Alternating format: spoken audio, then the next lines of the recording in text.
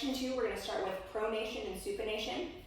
So for the forearms, supination would be palms up, like you're holding a cup of soup, and then when we rotate them and dump the soup out, that's pronation. So supination, hold a cup of soup, pronation. Now in the anatomical position, we are supinated because our radius and ulna are parallel to each other. Supinated, pronated when the radius crosses the ulna. Supinated, pronated. Supinated, pronated. Now when we're talking about the feet, which is another area when we'll use those terms, supination means rolling the foot outward. So think of like having a high arch when we supinate. It's the movement of the whole foot. When we pronate, we rotate the foot inward. Think of a lower arch. There's a lot more to that, but pronation, we're rotating inward. So supination, rotating outward. Pronation, rotating inward.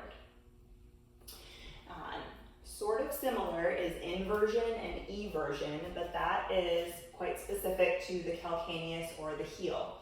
I'm going to talk about it in the context of the whole foot because it seems to make more sense, but inversion is when we rotate to the outside, so the sole of the foot is pointed inward.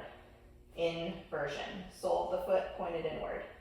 Eversion, the sole of the foot points outward. So inversion, eversion. If you're pairing together supination, pronation, and inversion, eversion, it would be inversion, sole of the foot faces in, which is the foot position of supination. So inversion and supination are linked, and eversion, the sole rolls to the outside, and pronation are linked. So moving on, we have anteversion and retroversion. That is specific to what the femur is doing, or the thigh bone. So anteversion is when the femur rotates in. A lot of times we'll see that presented when people have like a more toe-in gait or stance, pigeon-toed. Maybe not this extreme, but anteversion, rotated in. Retroversion, rotated out.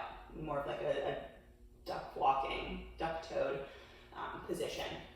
So again, anteversion in, retroversion out, and that's specific to the femur and how it rotates. Next we have elevation and depression. Elevation means raising up, depression, coming back down. And lastly, circumduction. That's going to be more ball and socket joints and the wrist as well. So circumduction is a circular motion. So that would be like arm circles. That could be like hip cars or hip circles. Circumduction.